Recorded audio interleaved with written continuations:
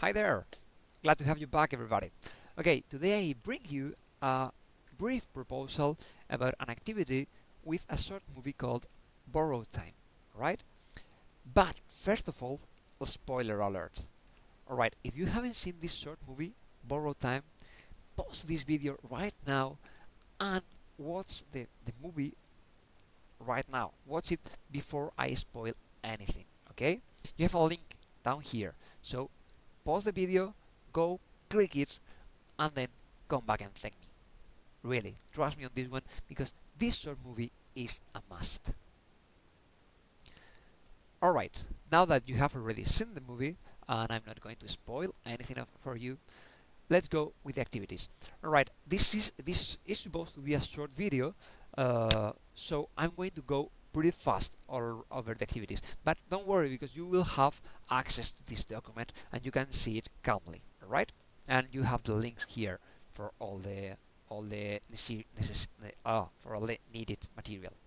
Okay, so the activity is meant for sixth graders. Why? Well, because as you have seen, the movie is not easy to watch. Okay, it's a pretty hard movie dealing with really hard feelings and emotions, and I think it's better to do this with the older primary students, with the sixth graders. All right.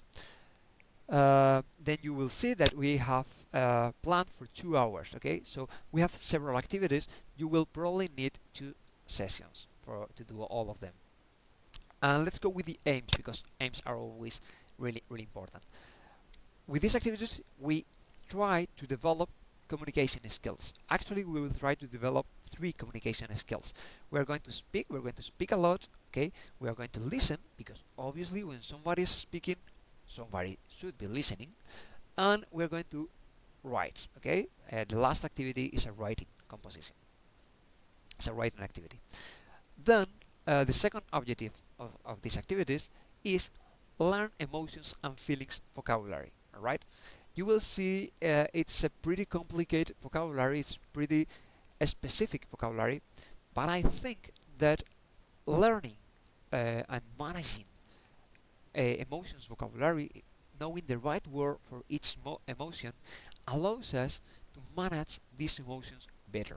Okay, and that is the third and main objective of this activity: improve our emotions management. Okay, we're going to use this movie to get more used to certain negative emotions and how to deal with them.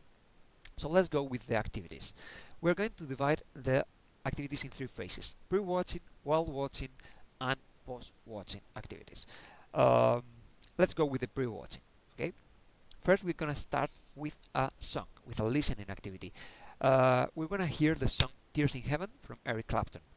And what we're gonna do is I will play the song once and we will all listen it. Then I will deliver copies of the lyrics. All right, you have the lyrics here. I will deliver copies of the lyrics, but there will be gaps in it. All right, and the students will try to fill in the gaps while listening the song for the second time. After doing that, I will deliver new copies of the lyrics to the students, but in each copy there will be one gap that is already filled. Okay, every obviously in each copy there it will be a different gap, which the one that is already filled. Okay, so the students will each of them have a different copy with a different gap already filled. So they will have to move around the class asking to the rest of the students for every gap until they find the right person to check every of the gaps, right? This is an activity based on the gap principle, and it's just because I want them to be moving around the class, remember the kinesthetic intelligence, and also because I want them speaking with each other, okay? I really think we have always to keep a communicative approach when teaching English.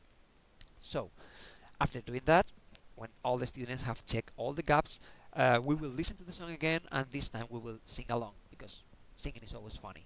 Alright? Then we will go to the next activity: guess the story. We are going to watch a trailer from the movie, okay, a teaser from the movie, which is just 50 seconds long.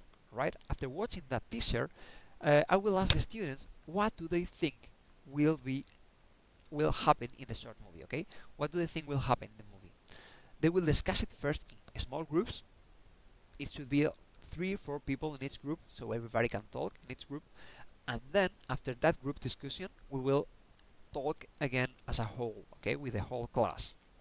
And we will listen to the different proposals, and I will write them in the on the whiteboard, right? And when we have listened to all the proposals, the students will vote which of them, which of these proposals they think is the most likely to be right. All right.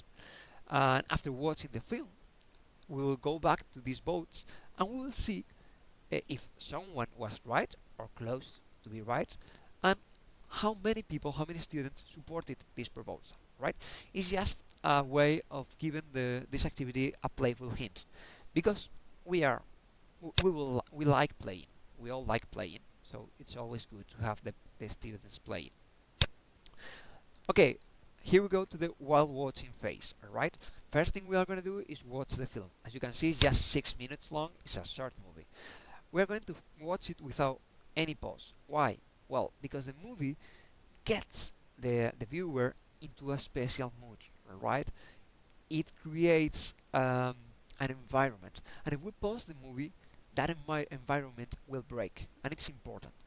And also because, you know, as many short movies, there is a surprising twist around the end of the movie, and if we pause the movie, this twist will lose strength. Okay, and we really want the students to leave this surprise. Okay, after watching it once, we will go to a post-film discussion. All right. I will divide the students in 3 groups, and each group will debate about one question. So group number 1 will discuss what is the film about. Group number two will discuss why does he want to commit suicide. Okay? Yeah, I told you I was going to spoil you the film. Okay? Yeah, he wants to commit suicide, so why does he want to do it? And then group number 3 will debate about why doesn't he jump at the end. Yeah, again, I told you I was going to be a spoiler. He doesn't jump at the end, so why doesn't he do it? When they have discussed this in the small groups, okay, when the discussions are over, we will get all together and one speaker for each group will summarize the discussion for the rest of the class. Alright? Obviously, if any of the students in that group feels there is something important missing, he can add it to the summary, okay? After the summary, the rest of the students who weren't in that group will say if they agree or they don't agree with that group conclusions, right? Then we go to a next activity. It's emotions vocabulary, right? I'm going to deliver each student a set of flashcards. We have an example of these flashcards here. In one side of the card, there will be a word, a vocabulary word related to 3 main feelings. Okay, the short movie, deals mainly with 3 great emotions, which are grief, guilt, and self-forgiveness. Okay, grief, guilt, and self-forgiveness. If in the previous activity the groups don't reach this conclusion, as a teacher you should try to lead them subtly to these conclusions. Okay, but you shouldn't worry about that because I'm pretty sure the students will get to this point on their own. Anyway, as I was saying, they will have these cards with one word related to one of these 3 main emotions on one side, and then on the other side they will have a sentence using that word as an example. So in pairs, they will have to try to guess what is the meaning of that word, of each word, okay? And they will also have to try to classify each of the words, relating them to one of the 3 main emotions, whether either it can be guilt or grief or self-forgiveness, right? So they will write one of these 3 emotions here on this side over the word, right? After doing that, we're going to watch the film again, so another 6 minutes, and this time, while we are watching the film, the students will have to rise any of the emotions cards they have, depending on what they think the character is feeling in that moment. Alright? Obviously, the character expresses different emotions throughout the film, and I want the students to be raising different cards depending on the feelings they are perceiving from the character. Right? Remember, we want them to improve their emotions management, and one way to do that is obviously improve the emotions detection. Right? Okay. After doing that, we will go to the post-watching phase. With all these activities, we have already consumed almost around 60 minutes, okay, around an hour. So we will need a next session for the rest of the activities, for the remaining activities.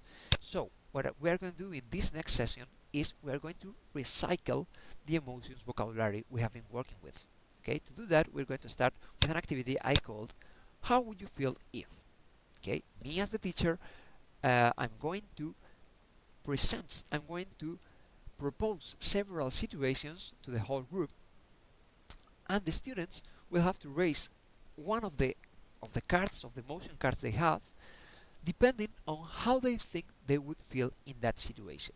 Okay, I explain a situation, a fictitious situation, and each of them, depending on how they think they will feel in that they would feel in that situation, they would raise a card. Once that the teacher sees that everybody has raised one card, okay, so there are all the students are raising a card. uh, the teacher will select a random student to try to explain why he thinks he would feel that way, right? It has to be a brief explanation because it's usually really difficult to explain why you feel the way you feel. So it's not necessary the student to go really deep in that trouble, right? Because it's pretty difficult for everybody. So just a short explanation telling us why he thinks he would feel that way, right? And then we go to the next activity, recognize the emotion, right? I will pick random students, and one by one they will stand up and come in front of the whole class. I will tell them, adjust them one emotion from the cards they have, okay?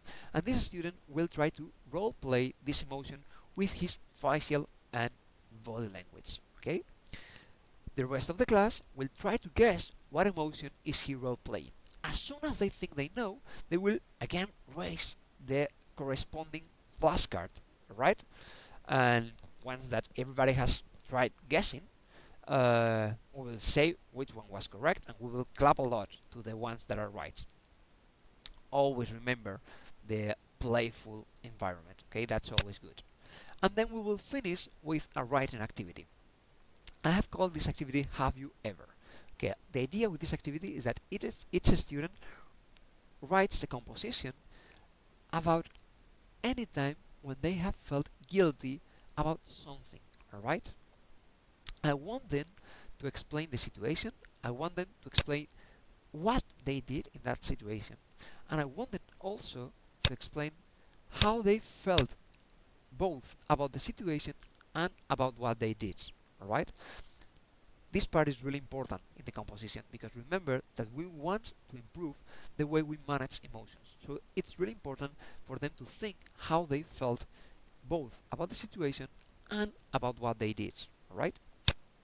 Then I want them also to think and to write about what they would have liked to do instead of what they did, and then also what did they do to cope with their remorse. Okay, did they run away, did they hide their emotions, whatever. Okay, try to write how did they cope with that remorse, right? Obviously they can use their dictionaries as many times as they want. So that's all.